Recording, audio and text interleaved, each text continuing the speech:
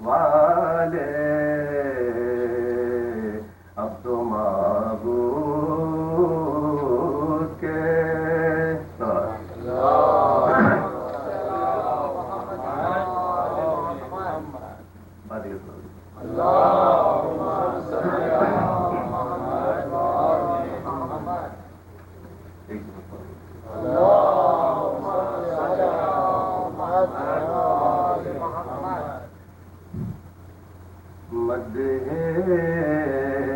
ممدوح پیمبر کیجئے مدح ممدوح پیمبر کیجئے بند کوزے میں سمندر کیجئے ممدوح پیمبر کیجئے مدحت نفس پیمبر کیجئے مدحت نفس پیمبر کیجئے اتباع حکم داور کیجئے مدح ممدوح پیمبر کیجئے یالی یالی یالی یالی وہ آ گیا در قریب بڑھ کے دو ٹکڑے برابر کیجئے مدح ممدوح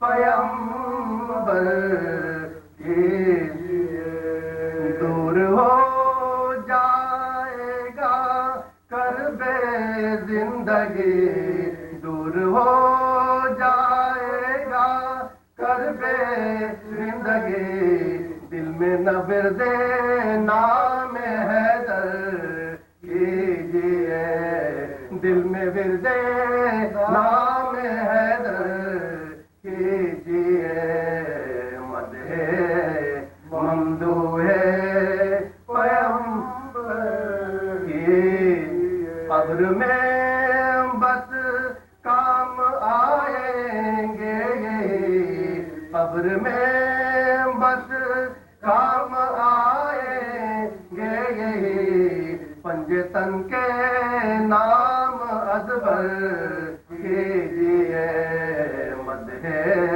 ممدوح پیمبر کیجئے ترک کیجئے بغض حیدر مانیے ترک کیجئے بغض حیدر مانیے زندگی کو یوں نہ دوبھر کیجئے مدح ممدوح پیمبر کیجئے اس گھرانے کی غلامی کے لیے عمر بھر تقلید قمبر کیجئے مدح ممدوح پیمبر کیجئے کون مومن ہے منافق کون ہے کون مومن ہے منافق کون ہے خود کھلے گا ذکر حیدر کیجئے مدح ممدوح پیمبر کیجئے ختم ہو سکتی نہیں مدح علی ختم ہو سکتی نہیں مدح علی کا رقم دفتر کے دفتر کیجئے مدح ممدوح پیمبر کیجئے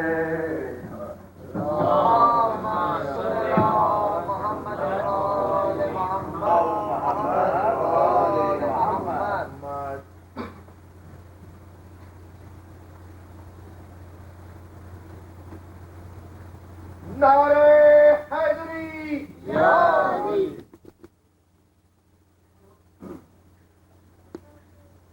أعوذ بالله السميع العليم من الشيطان اللعين الرجيم. بسم الله الرحمن الرحيم. الحمد لله الذي لا يبلغ ملحقه القائلون ولا يحصي نعماه العابدون ولا يؤدي حقه المجتهدون. الذي لا يدركه بعض الهمم ولا يناله غوص الفتن. الذي ليس لصفته حد محدود ولا نعت موجود ولا وقت معدود ولا أجل ممدود. ستر الخلائق بقدرته. والصلاة والسلام على النبي الأمي أبي القاسم محمد الطيبين الطاهرين المحسومين المظلومين الذين أذهب الله عنهم الرجس وطهرهم تطهيرا.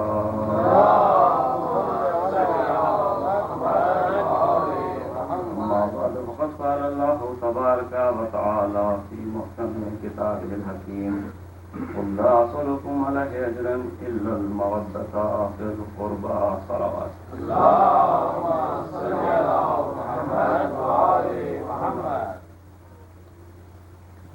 फैजान गिरानी और इसके समय इस आय मुबारक के ज़हन में आगे बढ़ूँ जैसा कि तय हुआ था कि उन लोगों के लिए जो उर्दू से वापस नहीं है अपने बच्चों के लिए कुछ कलमात जो है वो इंग्लिश में भी हो जाए. إن الله لا يغير ما بقوم حتى يغيروا ما بأنفسهم. Allah does not change the condition of the people until they change their own condition. This is the principle. And any nation which exists in this world, he has to change themselves. Allah will not come to this world and help you. Because we believe in the Allah subhanahu wa ta'ala, He must come. I'm just lying on the bed and waiting for Him, that He will come and change our condition. No, it's our duty, it's our responsibility. Bad to good or good to bad. He will not change. If there is a good society, they can change to the bad. If there is a bad society, they can change to the good. They are responsible, not Allah subhanahu wa ta'ala. Because He gave the brain, knowledge, reason, everything.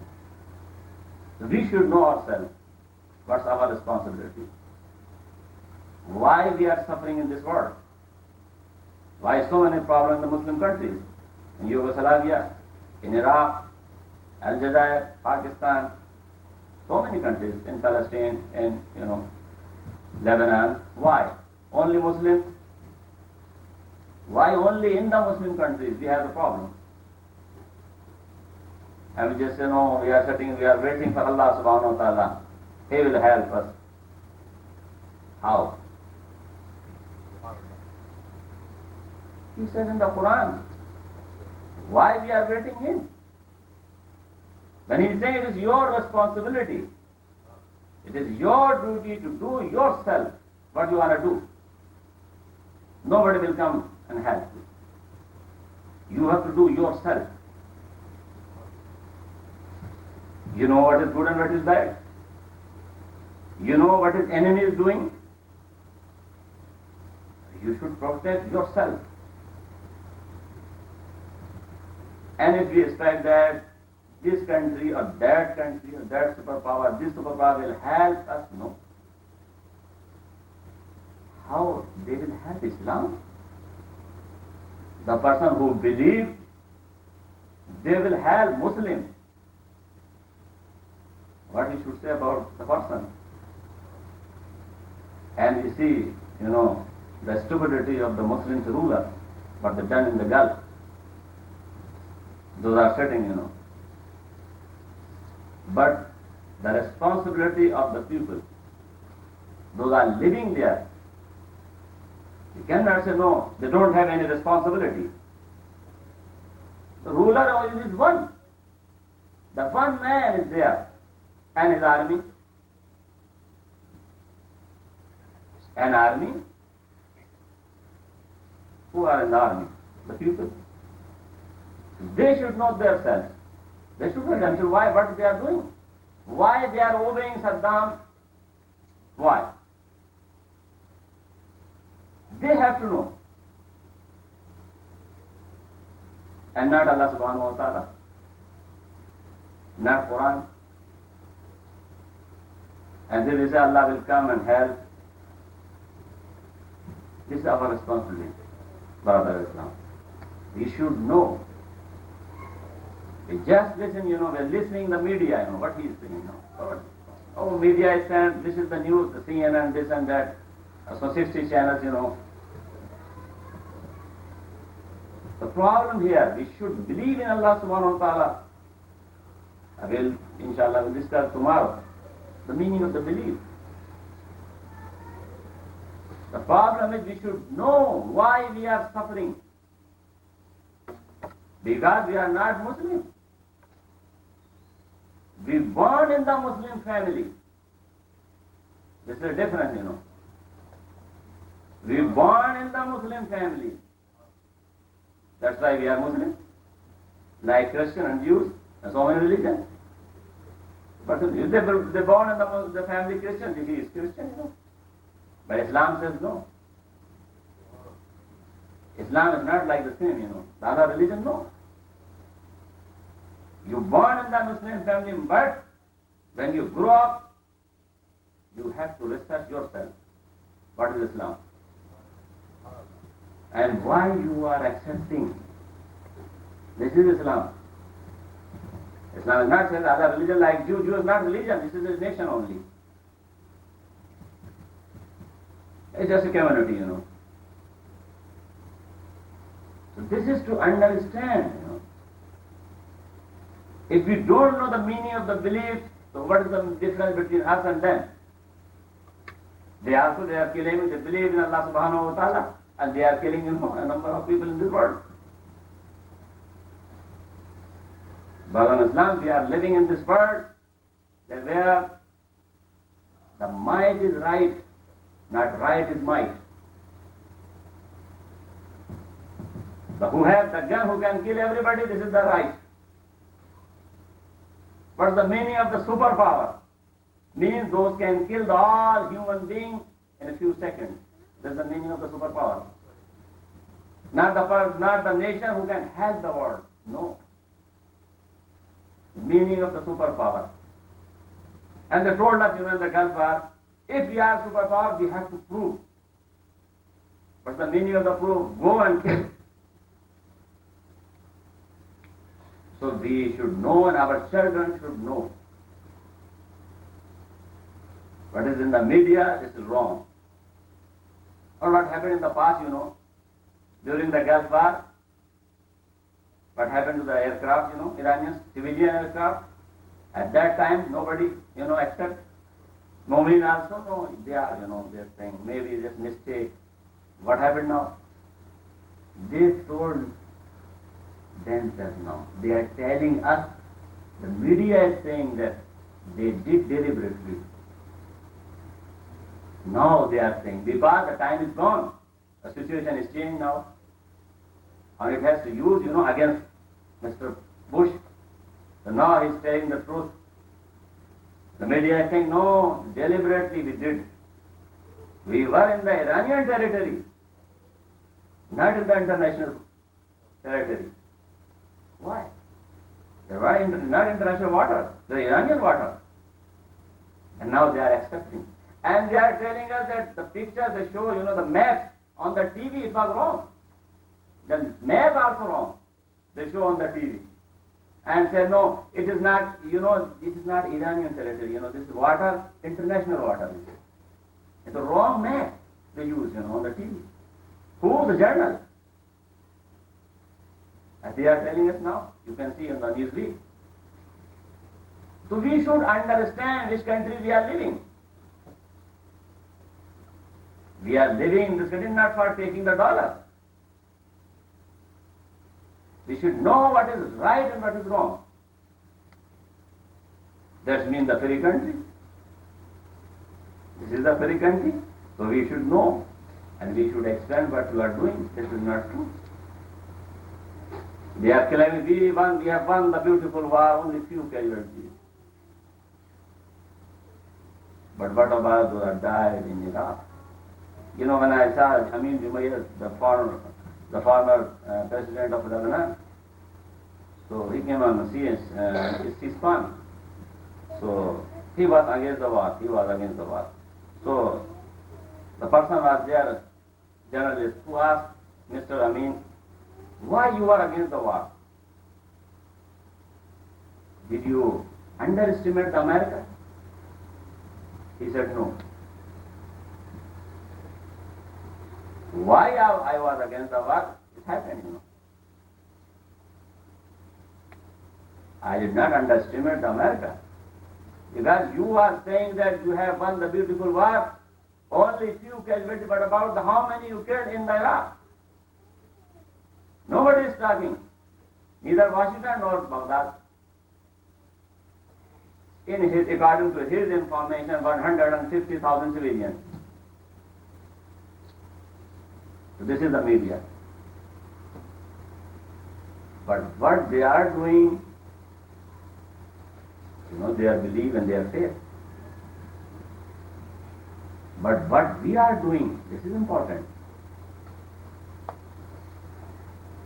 How many, you know, the person killed in Yugoslavia? Because they are Muslim. They want a new country. But they don't want to see the Muslim country in the Europe. Again, you know. So they are sitting on the bench only, they are saying, yes, we will send, you know, some food and this and that. This is the solution of the problem? No. And Mr. Baker has said, we don't want to become a policeman, you know, in the Europe. But what about in the Middle East? The situation is different. So this is the fact we should know. But problem is what we have to do. This is important. What are the Muslims are doing in this world? They are just sitting, waiting for someone from the sky, the person will come and no. They all told us what we have to do.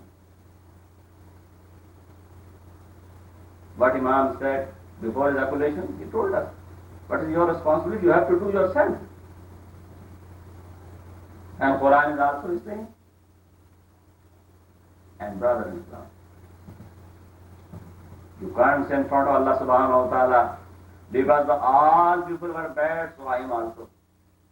No.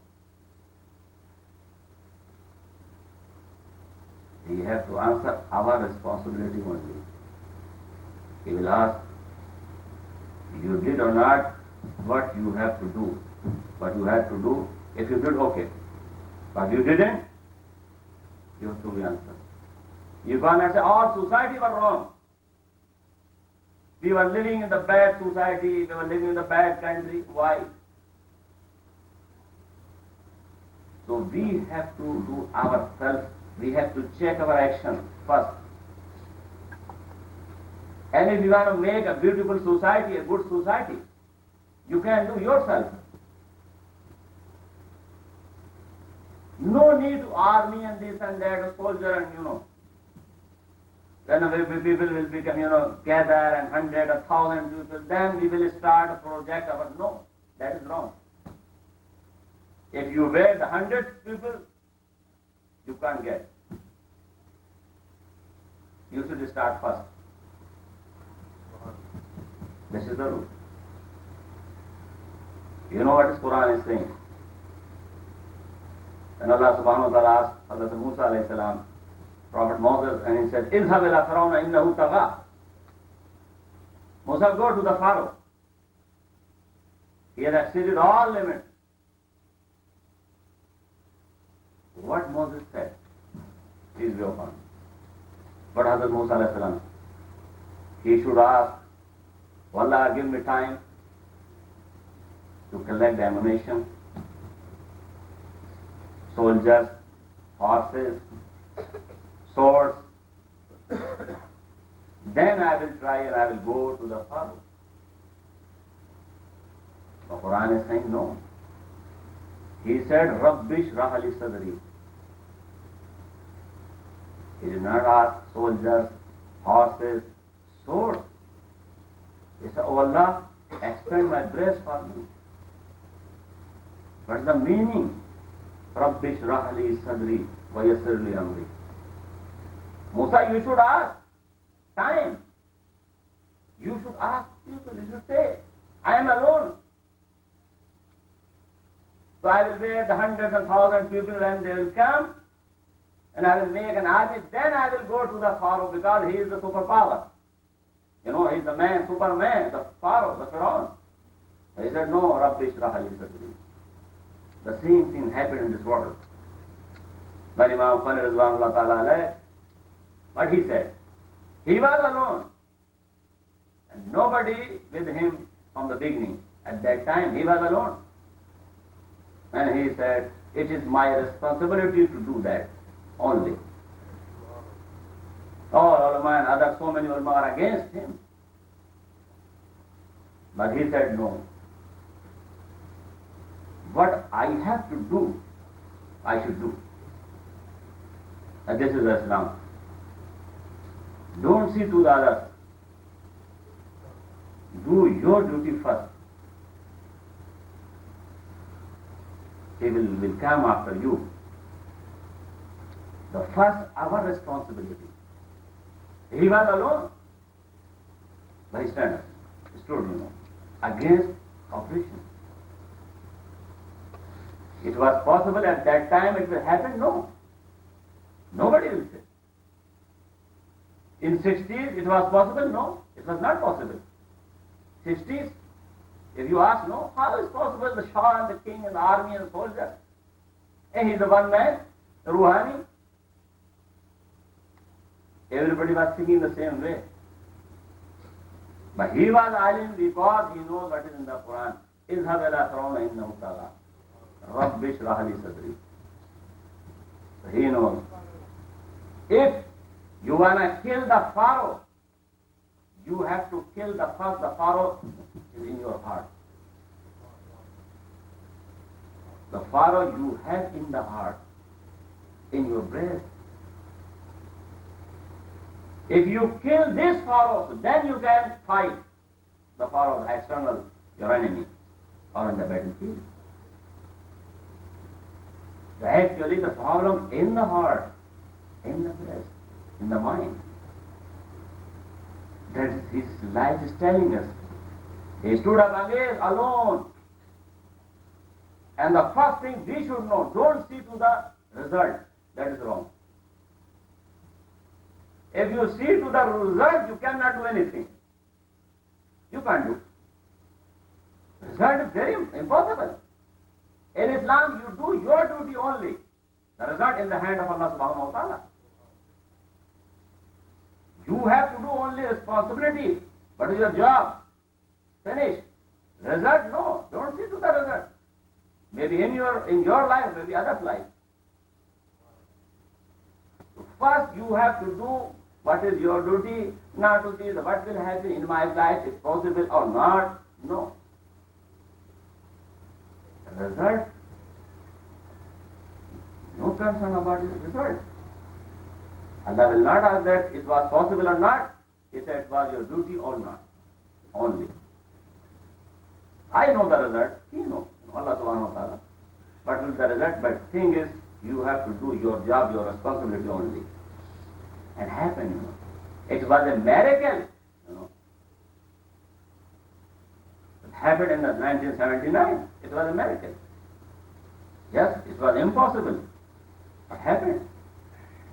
But it was possible, You can find in the The poem, a poet Iqbal also is saying, Allama Iqbal, Shair Mashriq, the poet of the East, he is saying, Mi rasad mardik zanjire gulaman bishkinat, Didam az rawzane diwar zindane shuma. The man is coming. He shall break the chain of your slave. I have seen him through the crack in the walls of your prison. When he said, in the revolution in the 1979, it was miracle, but it is not impossible. The first thing is, if you believe in Allah subhanahu wa ta'ala, you should know you have to do your job. You have to do your responsibility only. When he started, it was impossible. Today it's impossible. Everybody says, oh, it's not very easy, But now it's easy. But in the 60s, you can understand it was impossible in the 60s. When we see the Shah and the king and his army and the country. The thing is only the responsibility only. We have to do our, and don't see to the other. I have to do what is my responsibility first. Then say to the others. And our problem is, we ask others only. Why you are not doing this? Why you are not doing that? No, do yourself first. Then ask others.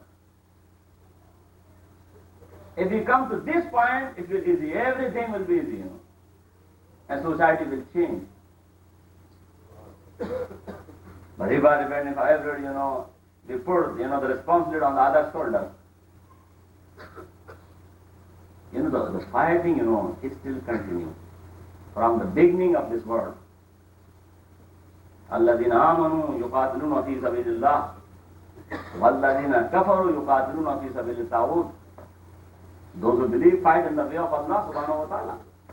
Those who disbelieve in the fight in the way of shaitan. Fight in the way of shaitan. They will continue. We are not fighting, they are fighting. In the way of shaitan. So fighting is continuing. You don't want to fight or not. It is in this world, the fighting is everywhere. You have to fight. The war is continuing.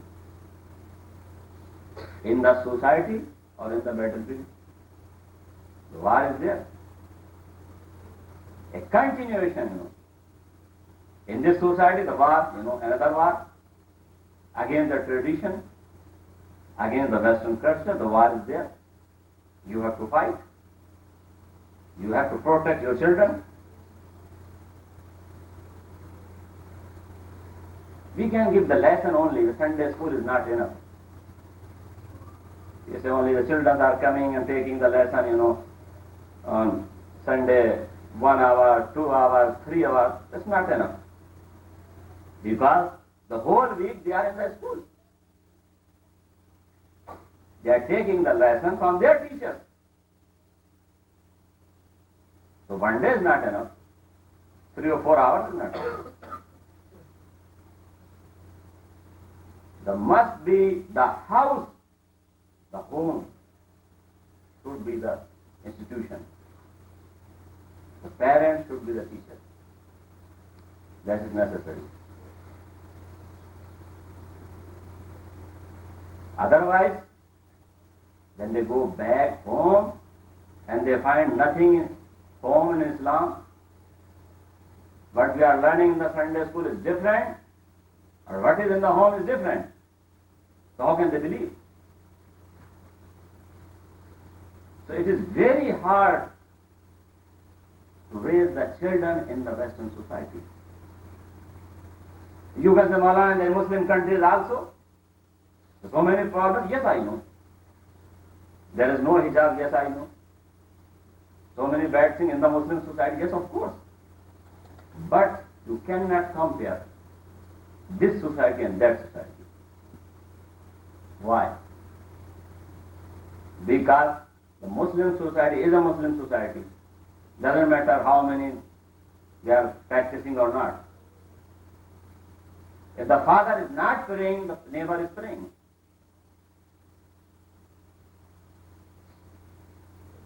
The mosque is there. He can listen, the adhan. He can watch. So society helps him. Society will help him. But in this country, society will not help him. You are going to the other direction, society is another direction. Different direction. So in this society, you have to do yourself. And the Muslim society, yes, society will help. But in this country, no. You have to make society in your home. Muslim culture in your home, in your community. Then we can raise up and we can, it is very difficult. But if we want to live here, we have to work hard. Because we are responsible for our children. We brought them here. So we are responsible. And why I am saying this is my experience, A girl asked me, she said, Molana, the problem in the house is the father is saying you have to wear shalwar in the college, and I am saying I have to wear patloon or pant. I say in the Islam there is no problem, shalwar or pant.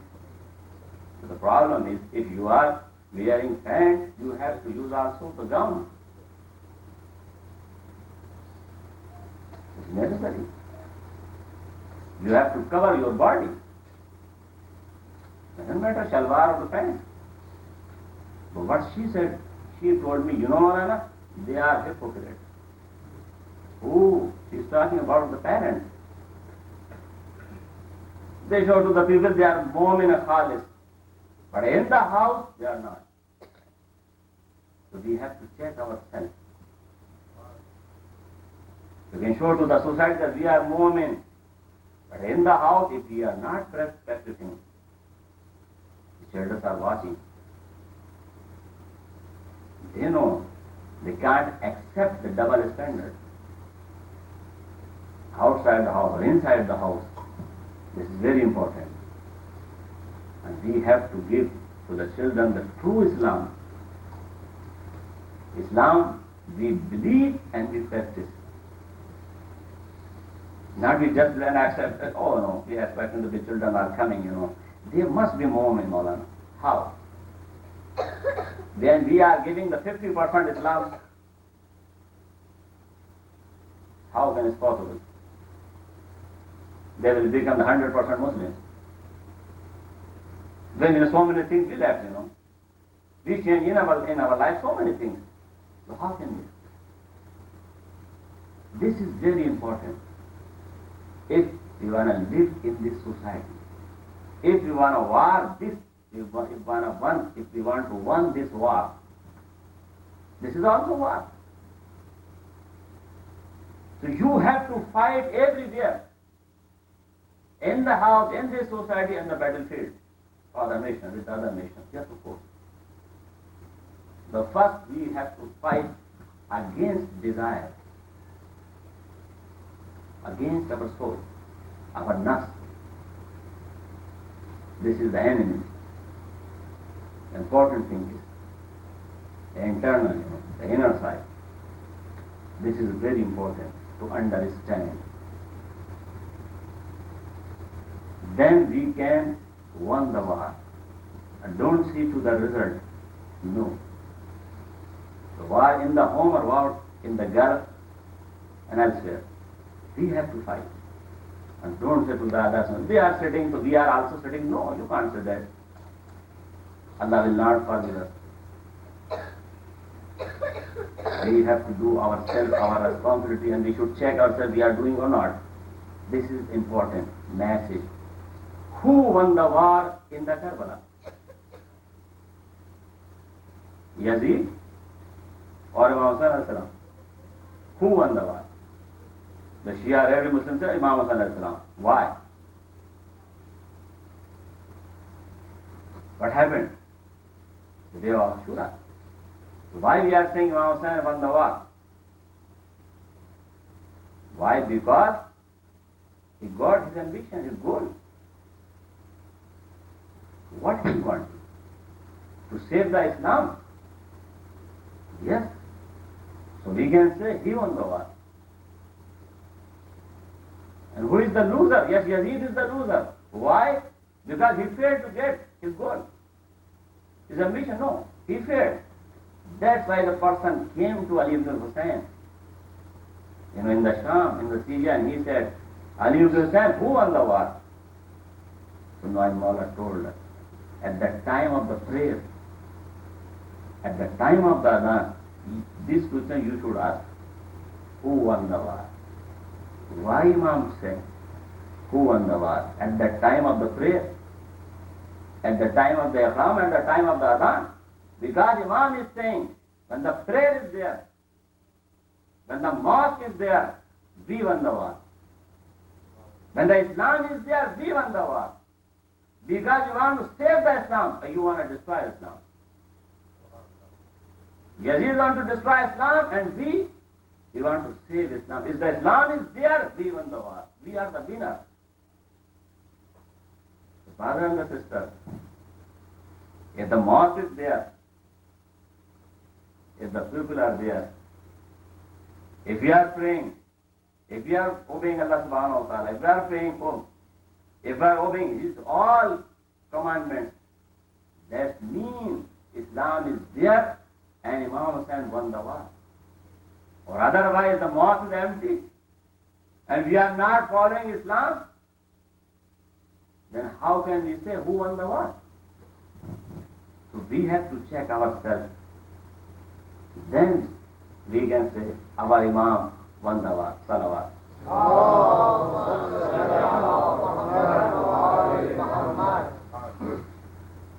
Allah salakum ala hajran illa al-mawaddata fil qurba. حبیب کہہ دو میں تم سے کچھ اور نہیں چاہتا. اگر اجر رسالت کو ادا کرنا ہے علیہ ان تبلیغ رسالت جو میں نے کام کیا ہے, جو میں نے اسلام تم تک پہنچایا, جو میں نے دین تم کو عطا کیا ہے, کافر سے مسلمان بنایا ہے, تو اگر کچھ دینا ہے مانگتا تو میں کچھ نہیں ہوں, اور اگر کچھ دینا ہی ہے تو فقط کیا ہے اجر رسالت؟ قرابت داروں سے محبت مودت, جو اقرباء ہیں رسول کے, یہ ہے اجر رسالت. اگر دینا ہے, مانگنا نہیں ہے, بس یہی مانگا ہے اگر مانگا ہے, کچھ اور نہیں مانگا ہے. اب عجیب بات ہے, کسی نبی نے نہیں مانگا, انہوں نے مانگا. لیکن سوئیے گا نہیں, کسی نبی نے نہیں مانگا, صرف ہمارے نبی نے کیوں مانگا؟ اب کوئی کہے گا حضور زیادہ بہتر تو وہ کام ہے جو مفت میں کیا جائے, جو کام مفت میں کیا جائے وہ زیادہ اچھا ہے, بجائے کہ اجر طلب کیا جائے. تو کسی نبی نے اجر کو طلب نہیں کیا. حضرت نوح نے کہا لا اسألکم علیہ اجرا لا اسألکم علیہ مالا, مجھے کوئی مال نہیں چاہیے تم سے. انہوں نے اجر کو طلب نہیں کیا, کسی نبی نے طلب نہیں کیا. کہا سب نے کہا سب اللہ کے اوپر ہے. بھائی یہاں رسول کہہ رہے ہیں کہ مجھے اجر چاہیے. اب آپ کہیں جو مال لے کے کام کرے وہ زیادہ اچھا ہے, جو مفت میں کام کرے وہ زیادہ اچھا ہے. تو ہم کہیں گے یقیناً, مگر سوال یہ کہ آج مانگ کون رہا ہے؟ اگر حضور فرما رہے ہوتے تب تو کہتے کہ حضور مانگ رہے ہیں. یہ تو اللہ کہہ رہا ہے, حبیب تم کہہ دو قل. تو اللہ نے طے کیا ہے اجر کیا ہوگا. اگر قرآن نہ ہوتا حدیث بھی کہتے رسول خود مانگ رہے تھے. وہ تو قرآن میں اللہ کہہ رہا ہے یہ تمہیں مال لا کے دے رہے ہیں, اجر رسالت سمجھتے ہیں مال ہے یہ, تو ان سے کہو اجر رسالت یہ نہیں ہے. اگر اجر دینا ہے تو اب ہم معین کیے دیتے ہیں, اور وہ اجر یہ ہے کہ جو پیغمبر کے قرابت دار ہے ان سے مودت کو اختیار کرو. ایک طرح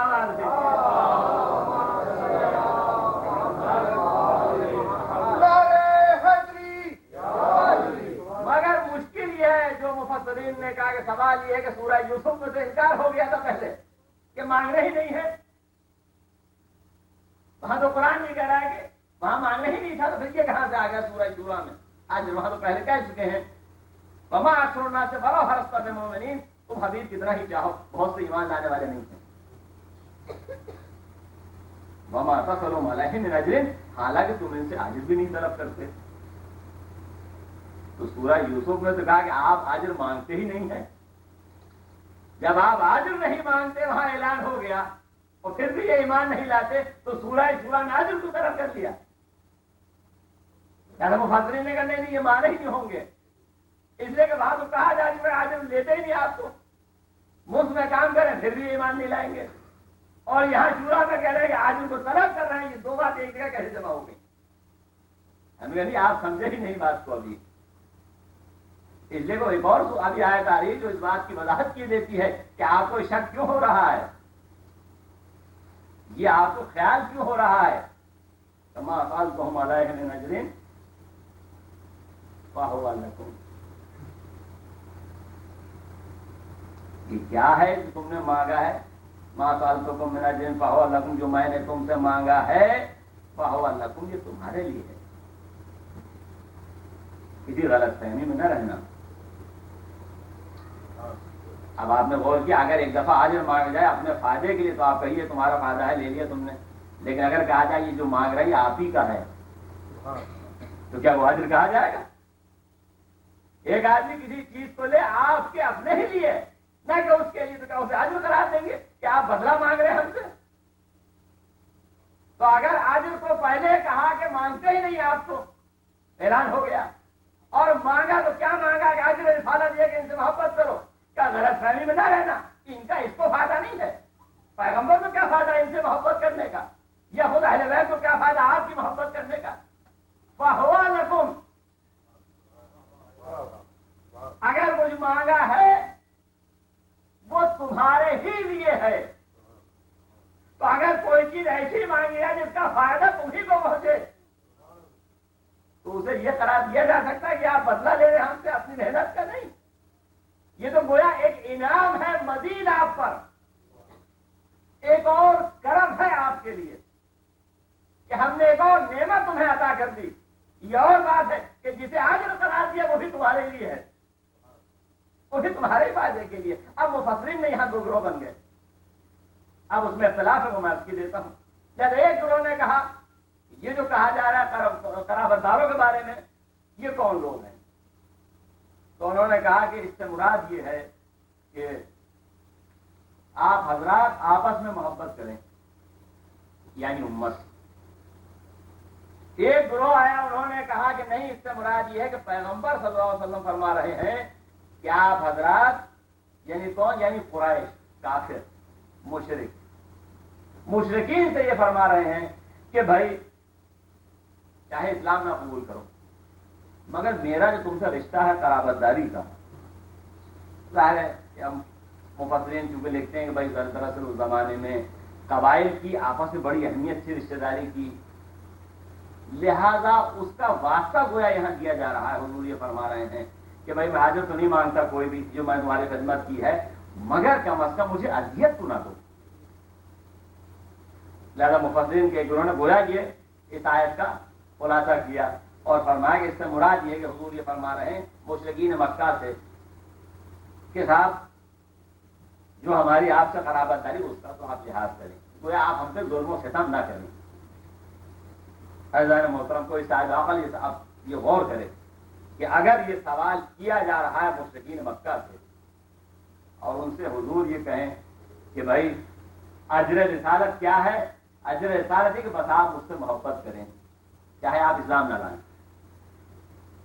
تو میں کہوں گا ہر صاحب عقل کی بات سوچے گا کہ یہ کون سا سوال ہے جو پیغمبر اٹھا رہے ہیں. ایک کافر صحیح اس سے آپ یہ کہیں چاہے میں تمہارے خداؤں کو برا کہوں، چاہے میں تمہارے باپ داداؤں کو جہنم میں بھیجوں، چاہے میں تمہیں بے دین کہوں، مگر تم مجھے اذیت مت دینا کیونکہ میں تمہارا رشتے دار ہوں، میں تمہارا قرابت دار ہوں، تو بہرحال کچھ اس کا تو پاس کرو. تو میں کہوں گا عزیز عقیدہ ہوا کرتا ہے چاہے کافری کا کیوں نہ ہو. یہ کون سی عقل کی بات ہے کہ آپ ان کے باپ داداؤں کو جہنم میں بھیجیں، آپ انہیں بے دین کہیں، آپ انہیں کافر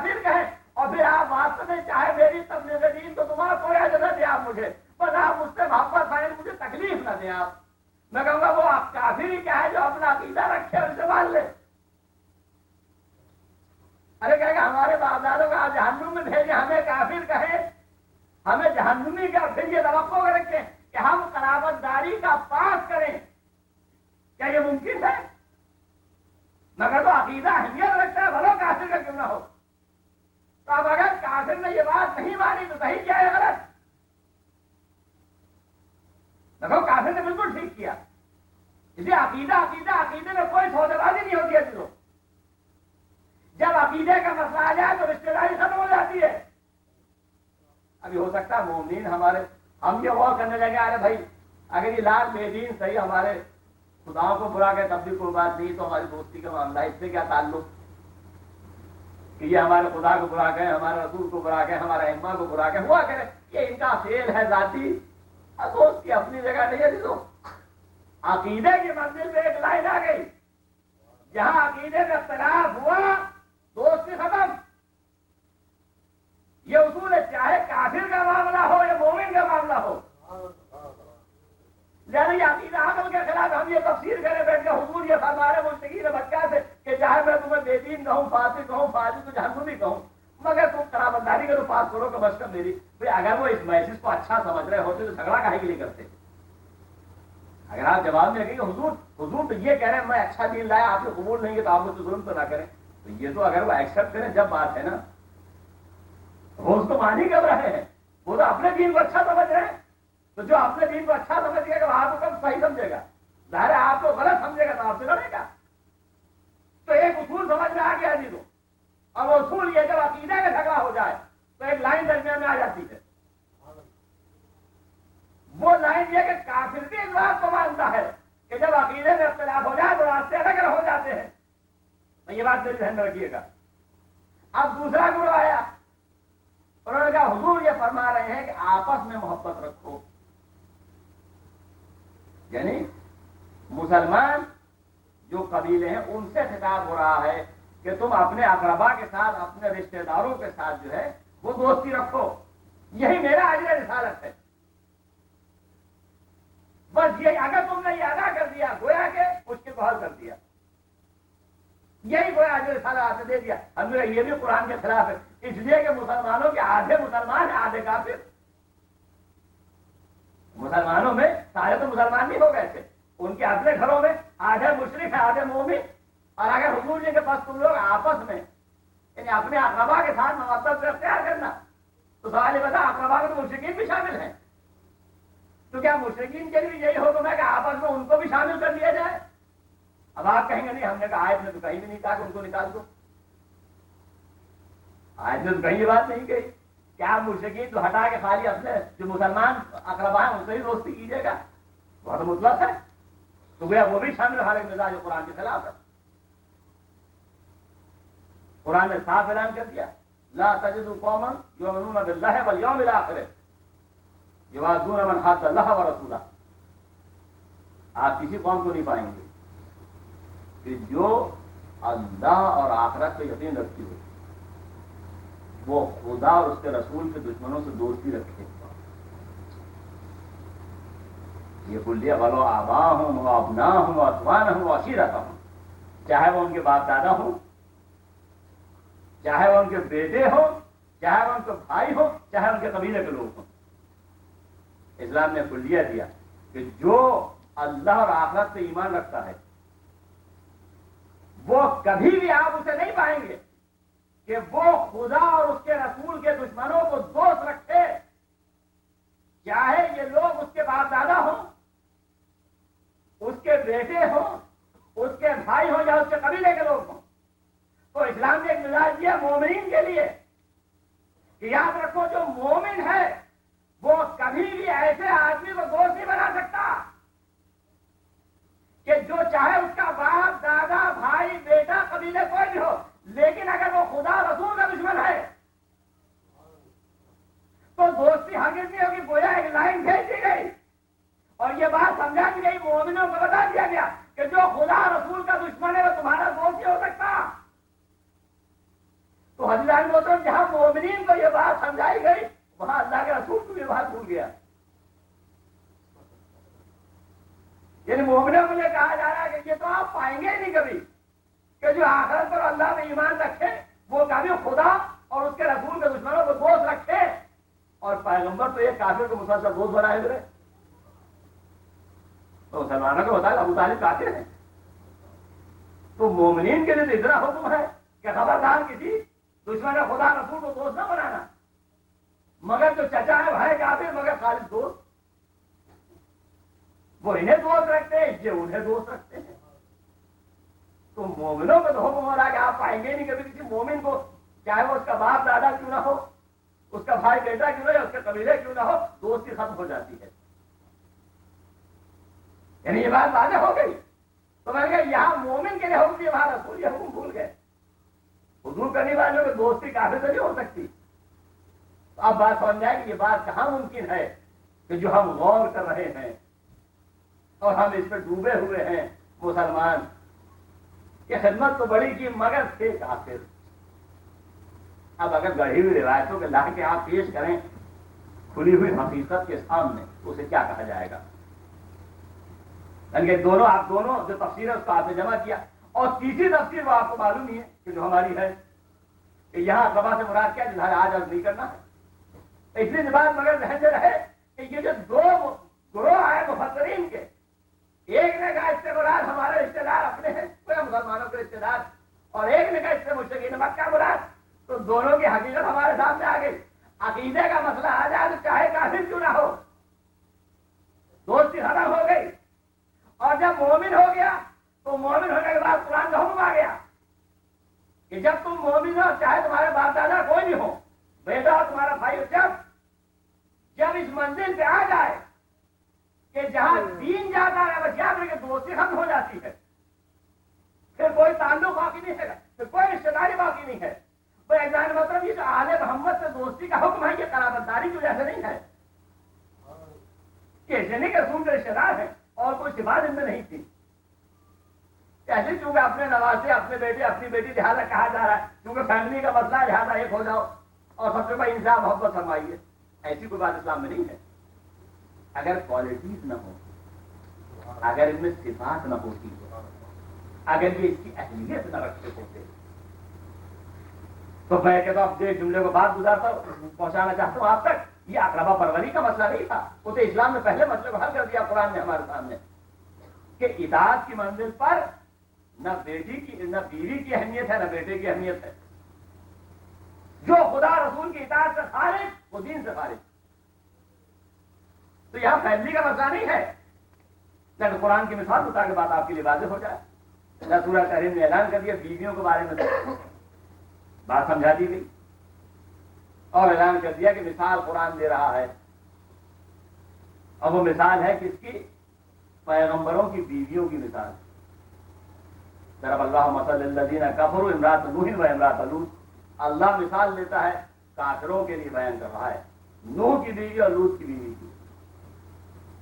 کانتا تحت عبدین من عبادنا صالحین.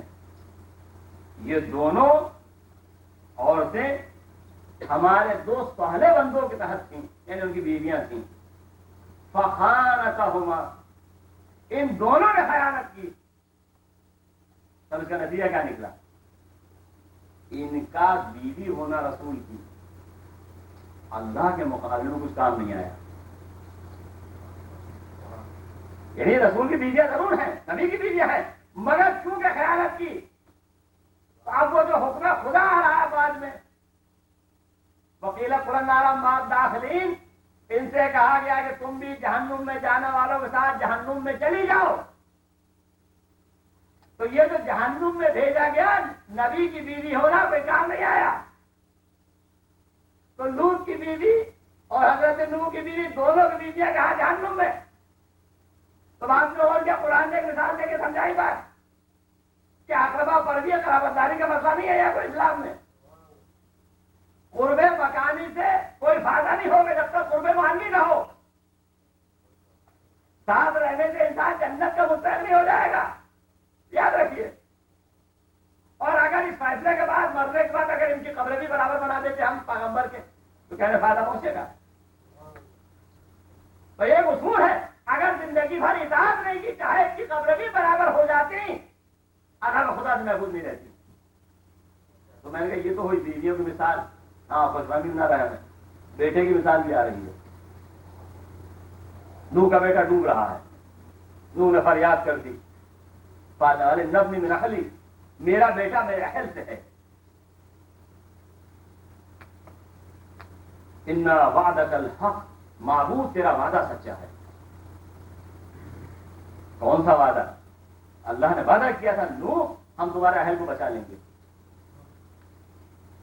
اب بچانے کا مقصد معبود کہ میرا بیٹا میرے اہل سے ہے. اللہ نے کہا لیسا من اہلک،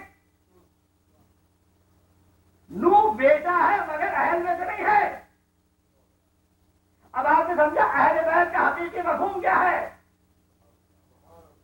انہ عمل غیر صالح، چونکہ اس کا عمل صالح نہیں ہے، یہ چونکہ بے دین ہے، تو اس کے عمل نے بیٹا ہونے کے باوجود اہل سے خارج کرا دیا. آپ نے دیکھا قرآن نے دونوں مثالیں دی، چاہے بیوی ہوا کرے اگر عمل خلاف رسول ہے تو جہنم، چاہے بیٹا ہی بیٹا کیوں نہ ہو لیکن اگر عمل نہیں ہے، دیندار نہیں ہے تو اہل میں خارج. بات ہوئی کہ نہیں ہوئی؟ تو میں نے کہا کہ جہاں بیٹا نہ چھوڑا جائے اور بیوی نہ بخشی جائے، یہ امت تو کب سے خوش فہمی ہو گئی، یہ امت کب سے اس کو خوش فہمی میں گرفتار ہے، چاہے عمل کرے نہ کرے جنت میں جائیں گے. وہ قرآن سمجھا رہا ہے، مثالیں دے کے بتا رہا ہے اس خوش فہمی میں نہ رہنا. یہ نبی کا بیٹا نہ رہا، اہل میں خارج ہو گیا. نبی کی بیوی زندگی میں بیوی رہنے کے باوجود خارج ہو گئی. تو اگر امت فقط یہ دعویٰ کر کے ہم مانتے ہیں اسے، ہم حضور آپ پہ ایمان رکھتے ہیں خالص، اور ہماری عزت نہ کریں، تو ہزار ہوتا تو مزاج قرآن کے خلاف ہے. وہ تو قرآن کھلے عام بتا رہا ہے اور بات بالکل واضح کر دوں، ان وعدک الحق، معبود تیرا وعدہ سچا ہے. ایسے یقیناً کسی بیوی کا وعدہ بھی سچا ہے. وعدہ ہے نا، اور آپ سنتے بھی ہیں کہ وعدہ ہے بیوی کا، تو یقیناً ہے. مگر آپ غور تو کریں نوح کیا کہہ رہے ہیں، معبود ان وعدک الحق، تیرا وعدہ سچا ہے. تو اللہ نے کیا کہا کہ نعوذ باللہ میرا وعدہ جھوٹا ہے؟ کہ نہیں، وعدہ سچا مگر لیسا من اہلک، ہم نے وعدہ کیا ہے اہل کو بچانے کا، مگر یہ بیٹا ہوا کرے اہل میں ہم نہیں ہے. بیوی نے کہا ہم جنت میں لے کے جائیں گے، مگر کسے؟ اپنے شیعوں کو. اور اب اگر کسی مسجد میں وہ شیعہ ہی نہ تسلیم کرے تو پھر کیسے ہوگا؟ اگر یہ بات مشکل ہو جائے کہ ہم شیعہ ہیں ثابت کرنا، کیوں؟ یہی تو مشکل ہے کہ انہ عمل غیر صالح کہہ کے بتایا کہ شرط ہے. فضائل شیعہ سنے ہیں، صفات شیعہ تو غور نہیں کیا. ہم نے اب تک فضائل سنے ہیں نا، یہ تو شیعوں کے فضائل ہے کہ بیوی لے کے جائیں گی. یہ تو شیعہ کے فضائل ہے کہ ایک آنسو کی کیا قیمت ہے. مگر ہم نے یہ بھی غور کیا کہ اس کے فضائل صفات کیا ہیں. تو جو شیعہ ہے وہ داخل تو سبھی ہیں، الحمدللہ شیعہ ہیں، مگر ثابت بھی تو کرنا ہے.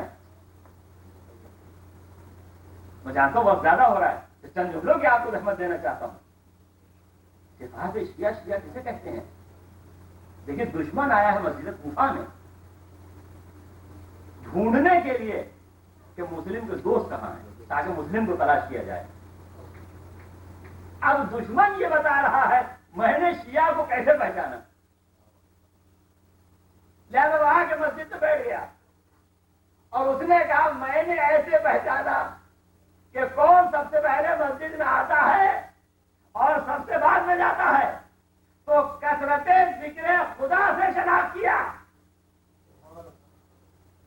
آپ نے غور کیا دشمن کی زبان پہ یہ صفات شیعہ، کثرت ذکر خدا سے پہچانا کہ یہی ہو سکتا ہے خدا کا ماننے والا، یہی ہو سکتا ہے مسلم کا دوست، یہی ہو سکتا ہے علی کا شیعہ.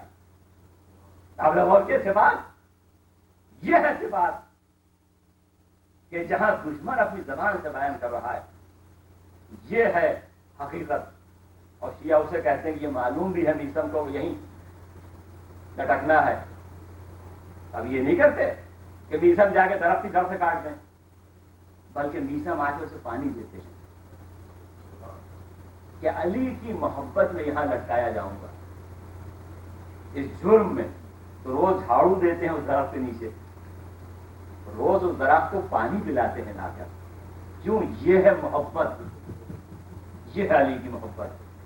اور کون ہے یہ سب دنیا جانتی ہے کہ جہاں لٹکے ہوئے ہیں اور مولا کے فضائل جاری ہیں، تو کہہ رہے ہم زبان کاٹ لیں گے. کہا کاٹ لیں، مولا نے پہلے کہا ہے. کہ اچھا اگر تمہارے مولا نے کہا ہے تو ہمارے کس بھی کاٹیں گے.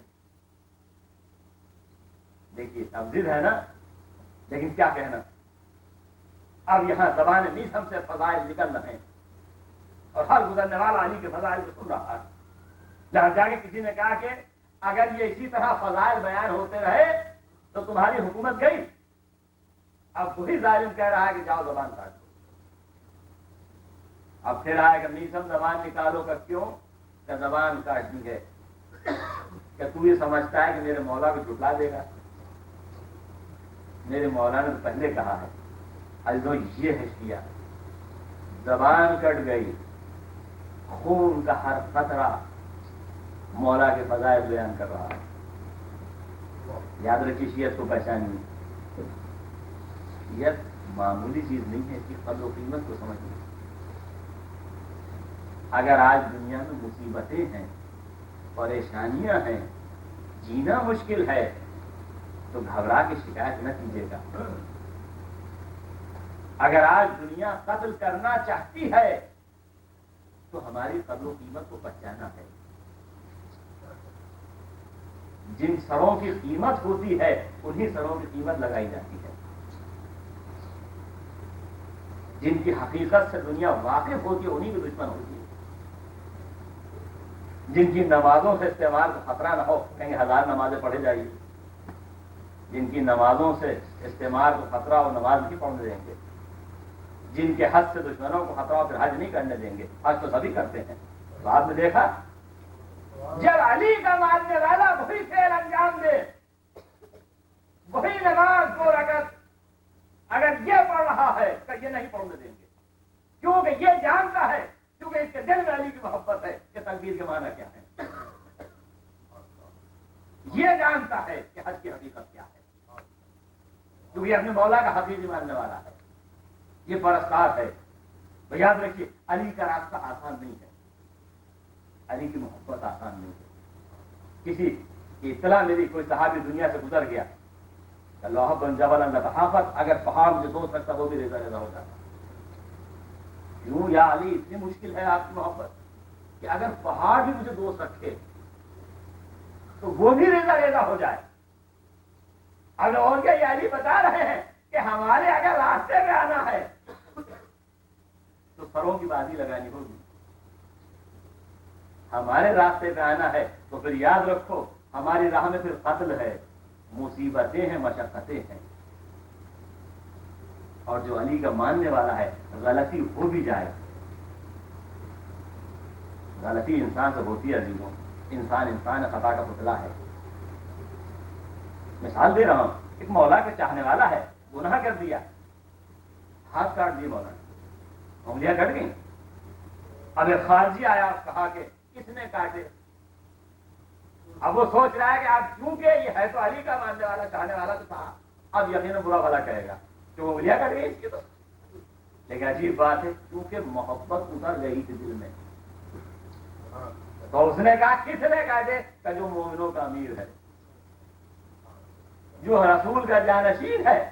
تو اس نے کہا کہ جس نے تیرے ہاتھ کاٹے اس کی تو تعریف کر رہا ہے. کہ واللہ علی نے میرے ہاتھ نہیں کاٹے، میرے ہاتھ حکم خدا نے کاٹے ہیں. آپ نے غور کیا؟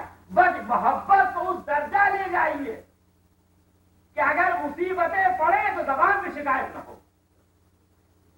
کہ آپ کی شیعہ ہونے کی وجہ سے مصیبتیں ہو رہی ہیں. نہیں یہ تو تحفہ ہے ہمارے لیے کہ مولا مرنا تو ہے مگر اگر آپ کی محبت سے مر جائے. مگر یاد رکھیے اگر خطا ہو جائے تو توبہ کا دروازہ بند نہیں ہے. جب تک نہیں معلوم ہے ٹھیک ہے، جب جان لے تو پھر عمل کرے، پھر تاخیر نہ ہو. یہ تقاضا الفت کے خلاف ہے، یہ تقاضا محبت کے خلاف ہے. جنہوں نے دین ہم تک پہنچایا جس آیت کی میں تلاوت کر رہا تھا، مولا یہ فرماتے ہیں ہماری محبت کو اللہ نے واجب کیا تھا جب دنیا نے ہمارے ساتھ یہ کیا. اگر ہماری عداوت کو واجب کیا ہوتا تو اس سے زیادہ نہ ہوتا،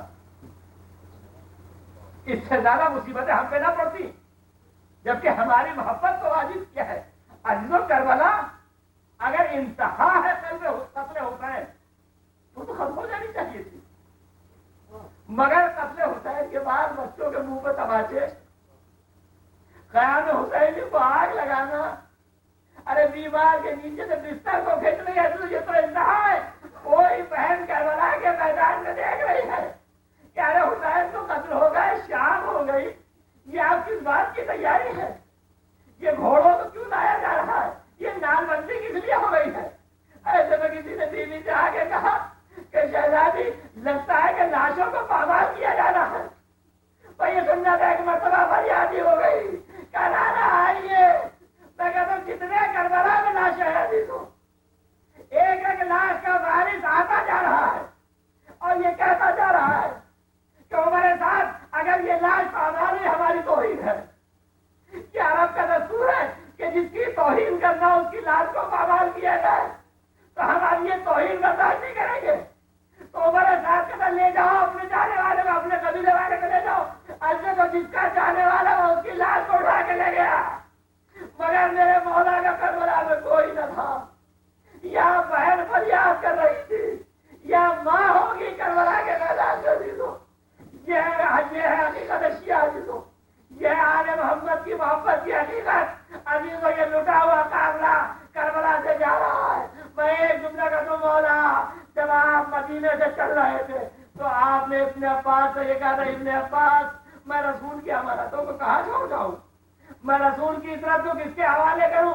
مولا آج آپ کربلا میں رہ گئے، آج آپ کے جانے والے جا رہے ہیں، آج رسول کی اطاعت جاری، آج آپ ساتھ نہیں ہیں، آج آپ اکیلے چھوڑ رہے ہیں. عزیز حسین کی مظلومیت میرا قافلہ لٹا ہوا جا رہا ہے.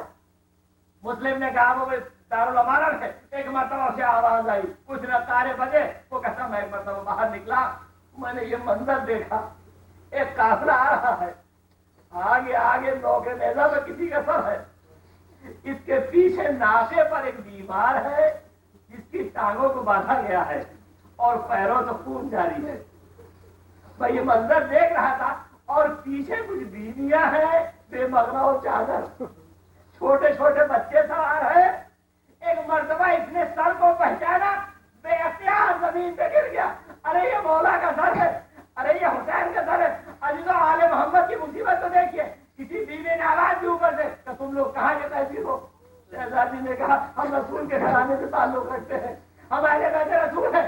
اسے رحم آیا، دوڑ کے کہیں چادریں لے کر آئی، کچھ چادریں ناکوں میں پھینک دی. چادریں چھینی گئی ہیں مگر کیسے؟ نو کے نیزہ سے چھینا گیا، نیزے کی نیز کو چبایا گیا، چادروں کو بیویوں سے چھینا گیا. عزیزو یہ منظر بچوں کے سوکھے ہوئے ہونٹ ہیں. کسی بیوی کو ترس آیا، بچے بھوکے ہیں، یہ کہاں کے قیدی ہیں. ایک مرتبہ خورمے لے کر آئی، صدقہ کیا. ایک مرتبہ صدقہ کے خورمے پھینکے. عزیزو آل محمد ہے، بھوکے ہیں. بچوں نے چاہا کہ ایک مرتبہ صدقے کے خورمے کو کھا لے، بچے نے منہ میں رکھا. شہزادی ام کلثوم کی نگاہ پڑی، ارے بے صاحب تو خورمے کو نکال کے پھینک کے آواز دی، یا الکوفہ ان صدقۃ علینا حرام. اے کوفے کے رہنے